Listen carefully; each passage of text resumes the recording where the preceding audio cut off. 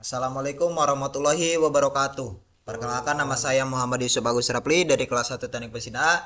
Di sini saya akan menjelaskan hasil dari kelompok kami bersama Muhammad Komarudin. Perpindahan energi melalui kalor, neraca energi sistem tertutup, dan analisis siklus. Yang pertama, di sini ada materi perpindahan energi melalui kalor. Yang kedua ada neraca energi sistem tertutup. Yang ketiga analisis siklus. Next, perpindahan energi melalui kalor. Kalor adalah energi panas yang berpindah dari benda yang bersuhu lebih tinggi ke benda yang bersuhu lebih rendah. Kalor dilambangkan dengan Ki dengan satuan internasional Joule. Perpindahan kalor ke dalam sistem dinyatakan sebagai positif. Perpindahan kalor keluar dari sistem dianggap sebagai negatif. Next. Metode perpindahan kalor yang tadi saya mau jelaskan tuh yang ini, sorry ya. Di sini kan ada konduksi, konveksi, dan radiasi. Konduksi itu melalui zat tanpa perpindahan partikel. Yang kedua, konveksi. Konveksi itu melalui zat dengan perpindahan partikel. Bedanya konduksi sama konveksi itu dari ini, kalau konduksi tanpa perpindahan partikel, kalau konveksi dengan perpindahan partikel. Yang ketiga ada radiasi. Radiasi itu tanpa zat perantara.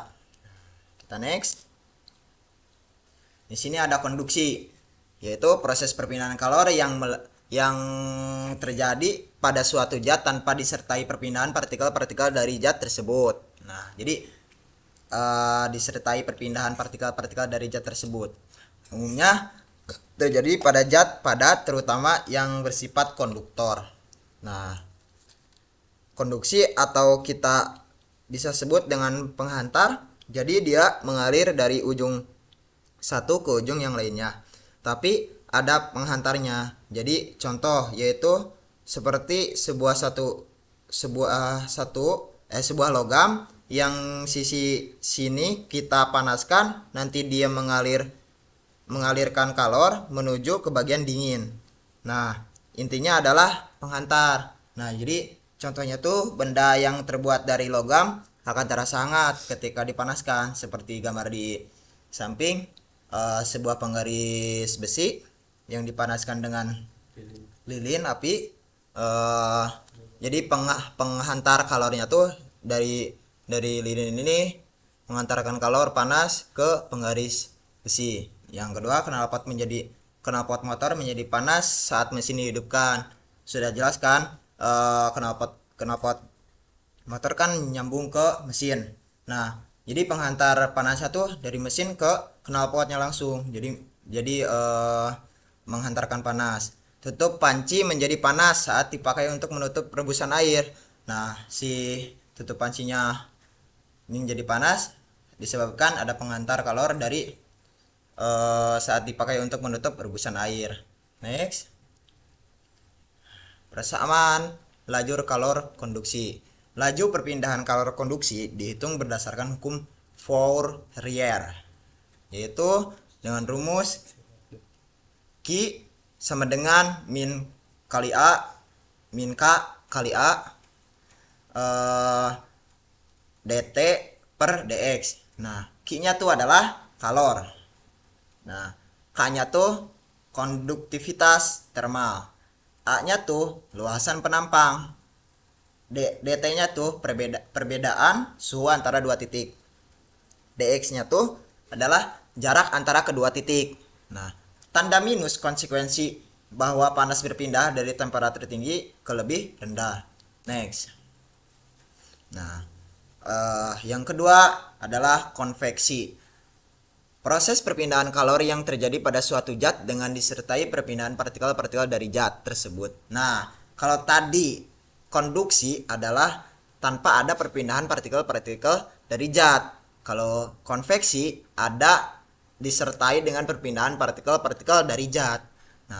Konveksi umumnya terjadi pada fluida atau zat cair dan gas. Kalau tadi kan ada zat padatnya. Tapi di konduksi juga ada zat cair dan ada zat gas juga. Konveksi atau bisa kita sebut dengan aliran, jadi dia melalui aliran. Jadi dia bukan melalui sebuah aliran dalam sebuah penghantar. Tadi kan ada penghantarnya ya. Nah, jadi kalau konveksi secara aliran dia tuh mengalir. Nah, yang mengalir itu contohnya yang berupa zat cair, zat gas. Jadi bukan zat padat, karena kalau zat padat itu melalui penghantar, yaitu konduksi. Jadi tapi konduksi itu bisa berupa zat cair dan zat gas yang tadi saya sudah jelaskan kan. Tapi untuk aliran yang konveksi adalah zatnya cair dan zat gas doang. Nah, contohnya tuh gerakan naik turun air ketika dipanaskan. Seperti contoh di gambar di samping. Terjadinya angin darat dan angin laut. Ya, ada alirannya gitu kan, dari angin darat sama angin laut. Nah, ada yang ketiga gerakan balon udara. Nah, di situ juga ada aliran udaranya. Nah, next. Nah, jadi tadi tuh balon udara itu kayak dimana gas yang memiliki suhu tinggi lebih ringan ketimbang gas bersuhu rendah ya. Eh, jadi itulah gerakan balon udara tuh. Ya, next. Nah, persamaan laju kalor konveksi. Laju perpindahan kalor konveksi dihitung berdasarkan hukum pendingin Newton. Nah, rumusnya tuh Q sama dengan H kali A kali delta T. Q-nya tuh udah tahu kan yang tadi kalor. H-nya tuh koefisien konveksi. A-nya tuh luas penampang, delta T perbedaan suhu. Oke, next. Nah, radiasi. Yang ketiga adalah radiasi. Nah, radiasi itu perpindahan kalor secara radiasi adalah proses perpindahan kalor yang terjadi dalam bentuk perambatan gelombang elektromagnetik tanpa memerlukan adanya zat perantara atau bisa disebut medium. Nah,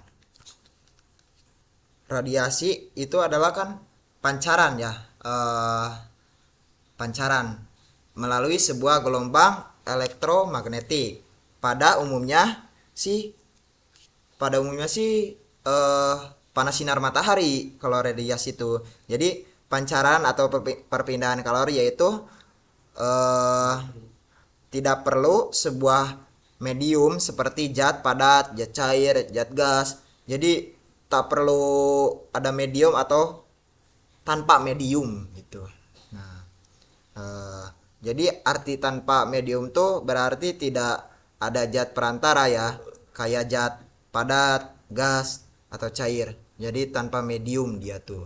Ya, intinya ya kalau radiasi tuh disebut tanpa medium tuh ya karena tidak ada tanpa zat kayak zat padat, zat cair, zat gas gitulah. Nah, contohnya tuh panas matahari bisa sampai ke bumi walaupun melalui ruangan hampa di luar angkasa. Ya, kayak contoh gambar di samping lah. Nah, tubuh terasa hangat jika berada di dekat sumber api. Ya, kita nyalain api unggun. Kita duduk samping api unggun.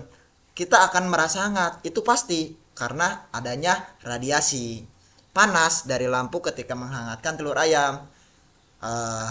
Kalian juga teman-teman udah pasti pernah lah lihat kayak di Upin Ipin. Nah, di Upin Ipin kan ada tuh episode yang si Ato Dalang yang mau ngehangatin telur-telur ayamnya yang pakai lampu. Nah, jadi menghangatkannya tuh pakai lampu. Nah, itu bisa menghangatkan telur itu karena ada radiasi dari lampu tersebut. Oke, next. Persamaan laju kalor radiasi. Laju perpindahan kalor konveksi dihitung berdasarkan hukum Stefan Boltzmann.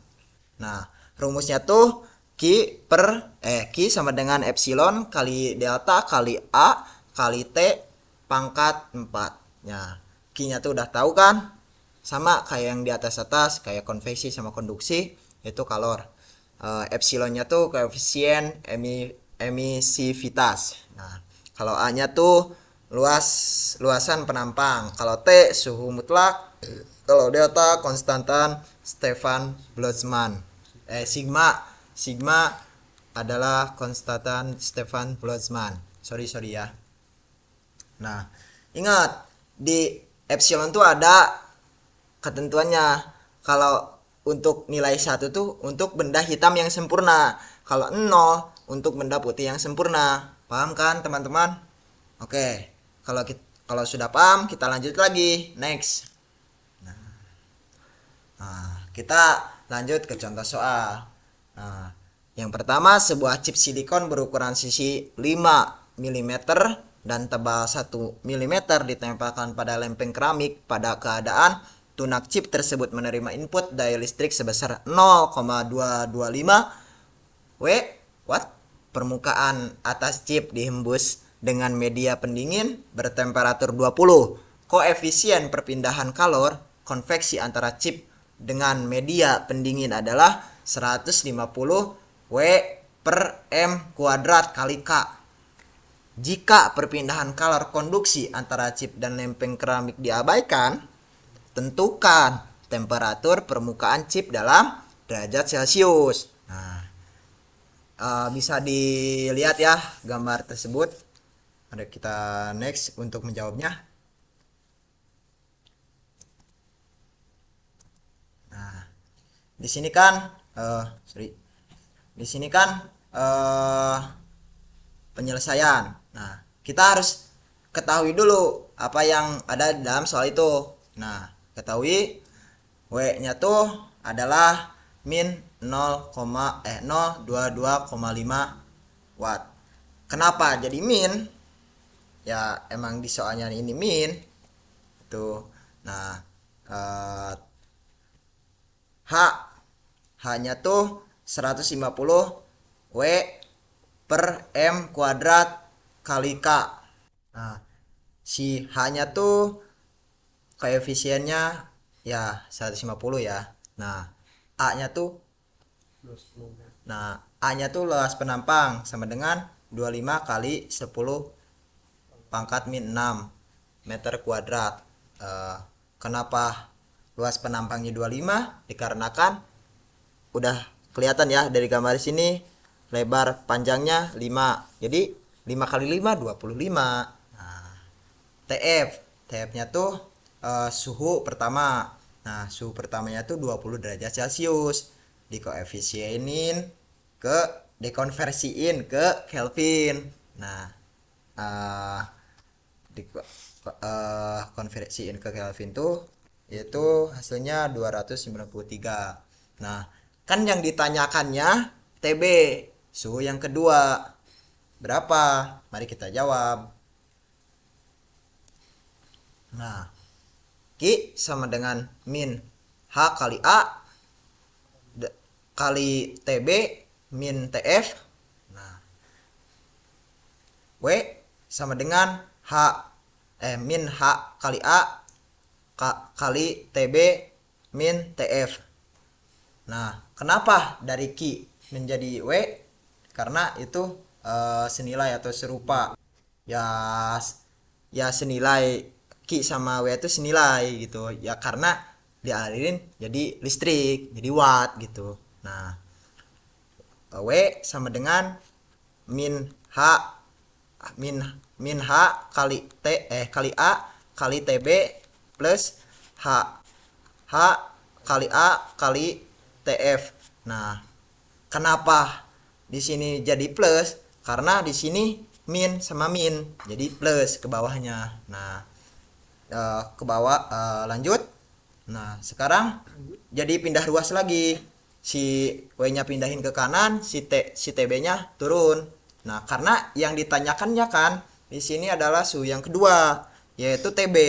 Nah, tuh suhu yang keduanya tuh sini min W per H kali A plus TF. Nah, mari kita masukkan nilainya yang tadi sudah kita ketahui, yaitu TB sama dengan min W-nya berapa? Min W-nya tuh adalah min 0,225 watt per H kali A. H-nya tuh 150 W per M kuadrat kali K.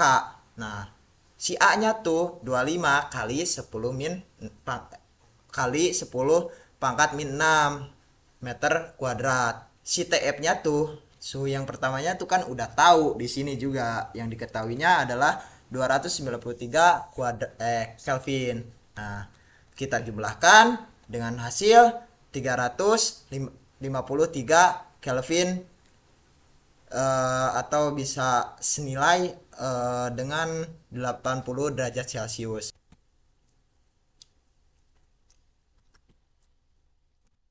Nah, jadi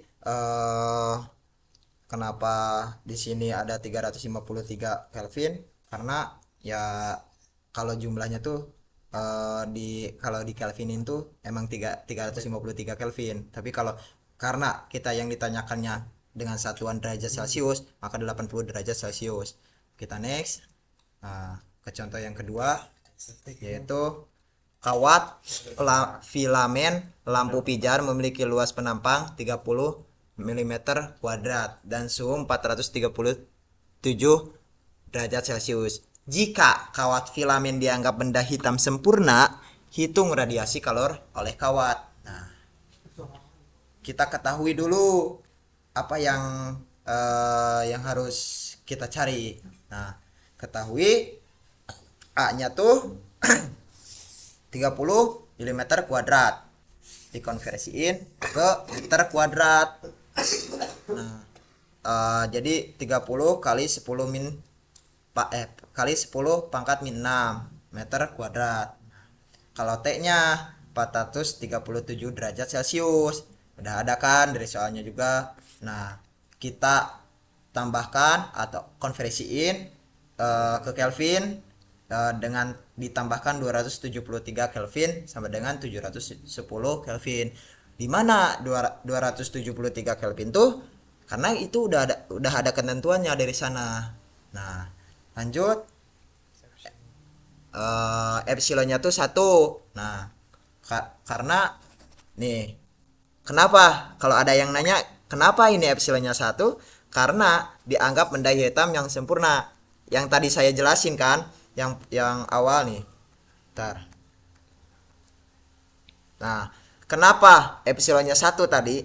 Karena di sini udah jelas koefisien emisivitasnya tuh bisa ada dua bilangan, yaitu 1 sama 0. Kalau nilai 1 itu untuk benda hitam yang sempurna. Nah, yang tadi di soal karena untuk benda hitam yang sempurna, jadi nilainya tuh 1. Oke. Kalau benda putih yang sempurna ya 0. Nah, next.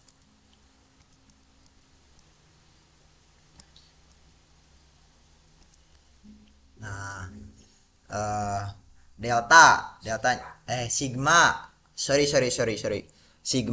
sigmanya tuh 5,669 kali 10 min 8 kali 10 pangkat min 8 W per M kuadrat per K kuadrat. Nah, yang ditanyakannya tuh di sini adalah W. Nah, next. Nah, jawab W sama dengan epsilon kali sigma kali A kali T pangkat 4. Nah, di sini yang kita udah tahu, yang kita udah ketahui di soal, epsilonnya berapa? 1. Kita masukkan, turunkan. Sigmanya berapa? Dengan nilai 5,7 kali 10 pangkat min 8. Nah, A-nya berapa? Di sini kan udah tahu 30 kali 10 pangkat min 6. T pangkat 4-nya berapa? Kita turunkan karena kita udah tahu, yaitu 710 pangkat 4. Nah, di sini kita jumlahkan.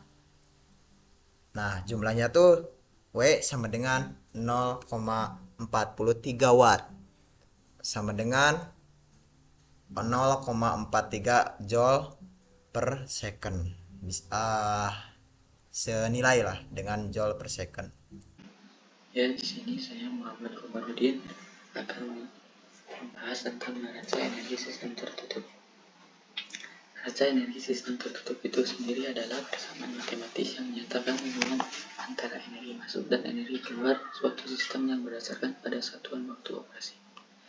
Nah, di sini ada contoh sebuah energi sistem tertutup di mana pada sistem energi tertutup ini tidak ada transfer massa yang masuk maupun yang keluar. Namun untuk transfer energi, baik berupa energi panas atau kerja, itu dapat ditransfer masuk ataupun keluar. Panas yang masuk ke dalam sistem tersebut bernilai positif dan panas yang keluar dari sistem tersebut bernilai negatif. Dan panas dapat terjadi ketika adanya perbedaan temperatur. Untuk energi akan bernilai positif jika sistem itu sendiri melakukan kerja, dan akan bernilai negatif jika sistem menerima kerja dari lingkungan. Kerja pada sistem bisa terjadi karena adanya pergerakan boundary seperti pergerakan piston, perubahan posisi sistem, serta kecepatan aliran dalam sistem. Persamaan untuk neraca umum dinyatakan sebagai akumulasi sama dengan input dikurang output, di mana akumulasi merupakan selisih nilai komponen akhir dikurangi nilai komponen awal, sehingga persamaannya menjadi energi akhir sistem dikurangi energi awal sistem sama dengan jumlah energi yang dipindahkan ke sistem atau input, di mana energi awal sistem merupakan energi dalam awal ditambah energi kinetik awal ditambah energi potensial awal. Energi akhir sistem, energi dalam akhir ditambah energi kinetik akhir dan energi potensial akhir. Untuk energi yang dipindahkan itu adalah energi panas ditambah kerja atau Q ditambah W. Persamaannya menjadi seperti ini atau dapat disederhanakan menjadi delta U ditambah delta energi kinetik ditambah delta energi potensial sama dengan energi panas ditambah energi kerja. Beberapa asumsi yang digunakan untuk perhitungan neraca energi pada sistem tertutup. Yang pertama, energi dalam sistem tergantung pada komposisi kimia, agregasi keadaan, dan temperatur material sistem.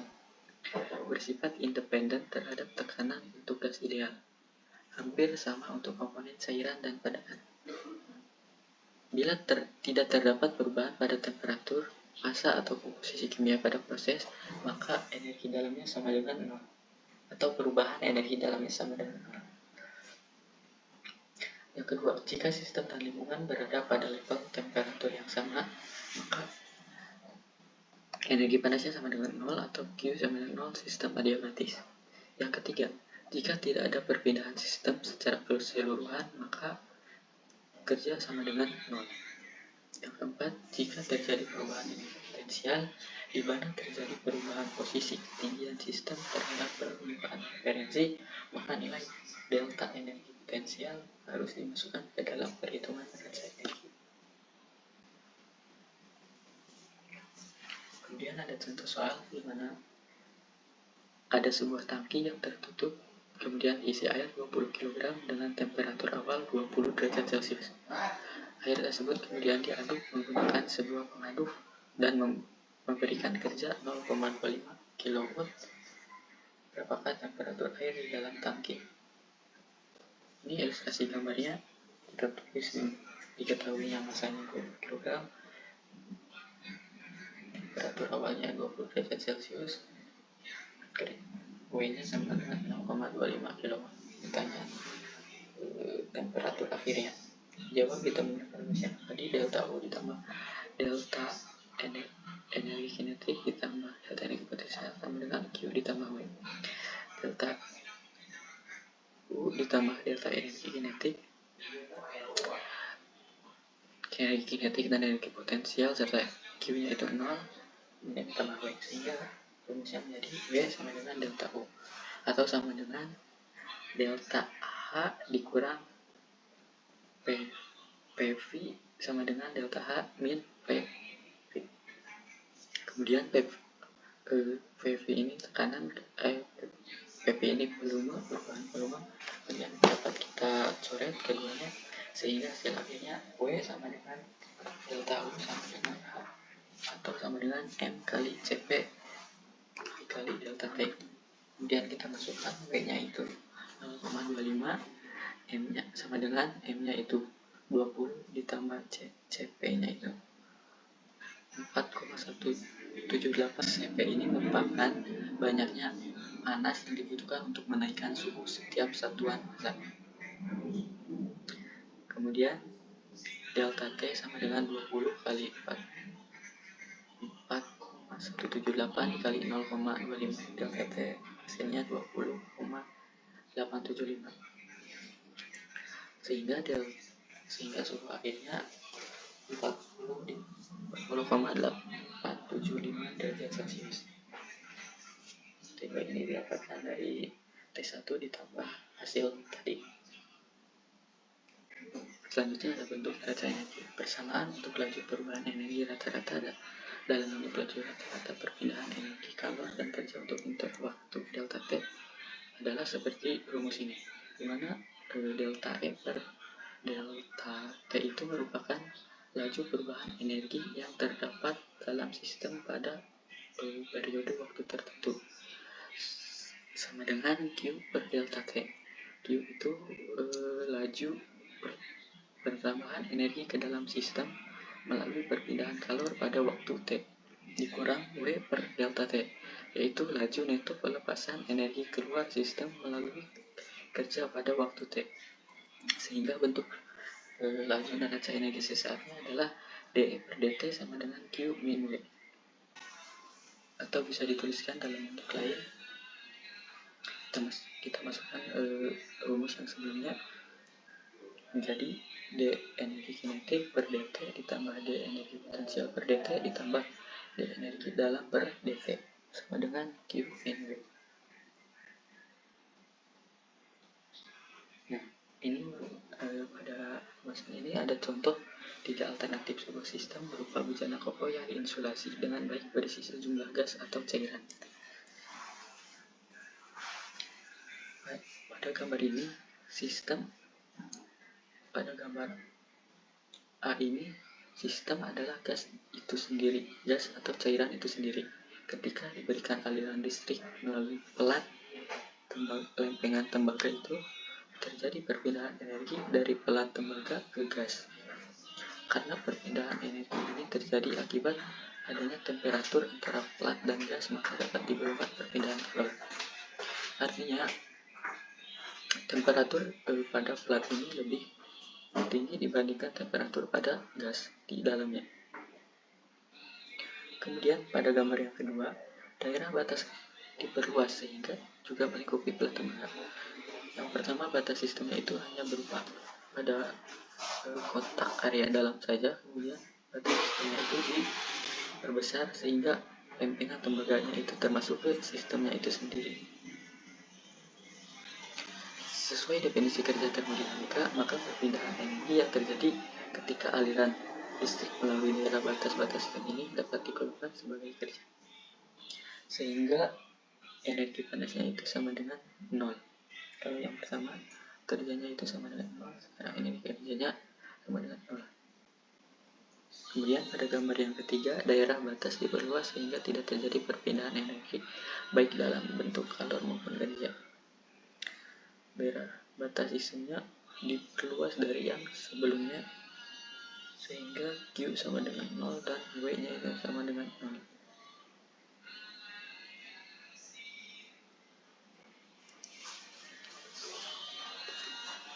Materi yang ketiga, kita masuk ke analisis energi siklus, di mana analisis energi siklus ini terdapat 4 pembahasan, yaitu neraca energi siklus, yang kedua siklus daya, yang ketiga siklus refrigerasi, dan yang keempat siklus pompa kalor. Yang pertama, untuk neraca energi siklus, keseimbangan energi untuk suatu sistem yang mengalami siklus itu dapat dinyatakan delta energi siklus sama dengan energi panas siklus dikurangi energi kerja siklus, sehingga dapat disederhanakan menjadi W siklus sama dengan Q siklus. Persamaan ini menggambarkan prinsip kesudahan energi yang harus dipenuhi oleh setiap siklus termodinamika tanpa mempertimbangkan urutan proses yang dilakukan.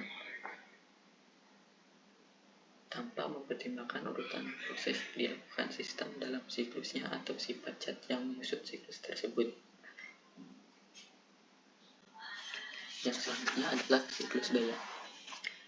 Coba kita perhatikan pada gambar di sini.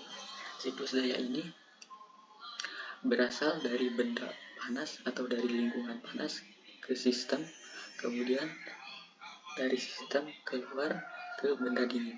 Artinya Qin dari siklus daya ini merupakan perpindahan kalor dari benda panas ke benda dingin, serta Qi-nya itu merupakan perpindahan panas dari sistem ke dalam benda dingin. Sehingga persamaannya itu Y siklus sama dengan Qin dan Qout, dimana Qin-nya itu harus lebih besar dari Qout. Untuk energi kalor yang diberikan ke dalam sistem dengan siklus daya umumnya berasal dari pembakaran bahan bakar, reaksi nuklir, serta radiasi surya. Energi Qout biasanya dilepaskan ke atmosfer ataupun perairan.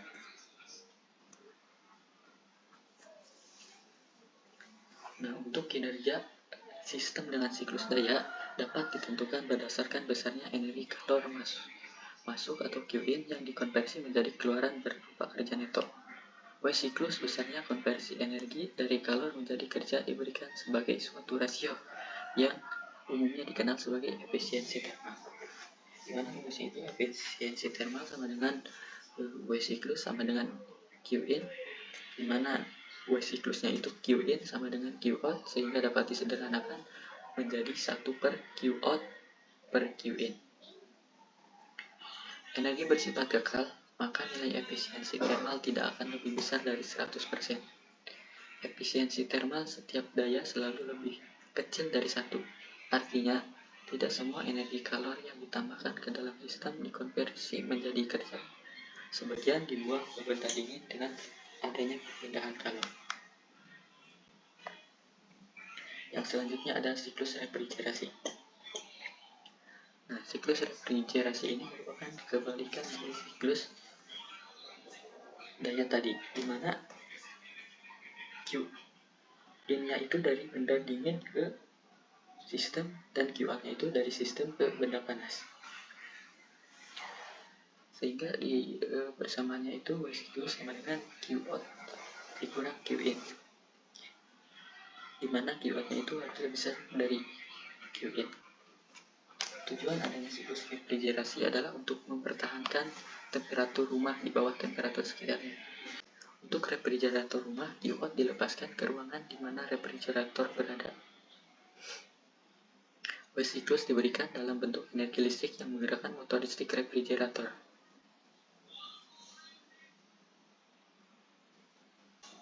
Kinerja siklus refrigerasi merupakan rasio antara jumlah energi yang diterima sistem dari benda dingin Qin dengan kerja neto yang dipindahkan dalam sistem Y siklus, di mana beta sama dengan Qin per Y siklus, atau sama dengan beta Qin per Qout dikurang Qin.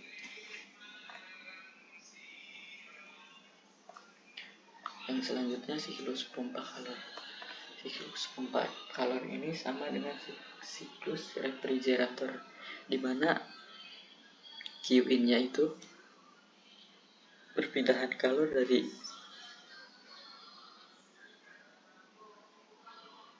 benda dingin ke dalam sistem. Sementara untuk Qout-nya itu dari sistem, perpindahan kalor dari sistem ke benda dingin. Untuk persamaannya sama, Y siklus sama dengan Qout dikurangi Qin, dan Qout-nya juga harus lebih besar dari Qin. Yang berbeda itu hanya tujuannya dari siklus pompa kalor untuk mempertahankan temperatur rumah di atas temperatur sekitar dan untuk memberikan pemanasan untuk proses industri pada temperatur yang lebih tinggi.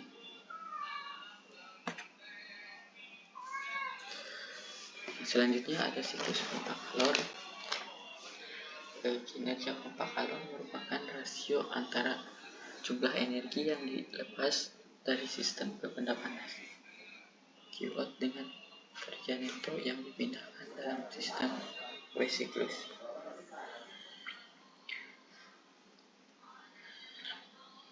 Hampir sama seperti siklus refrigerator di mana gamma sama dengan Q in per W siklus atau Q in per Q out dikurangi Q in.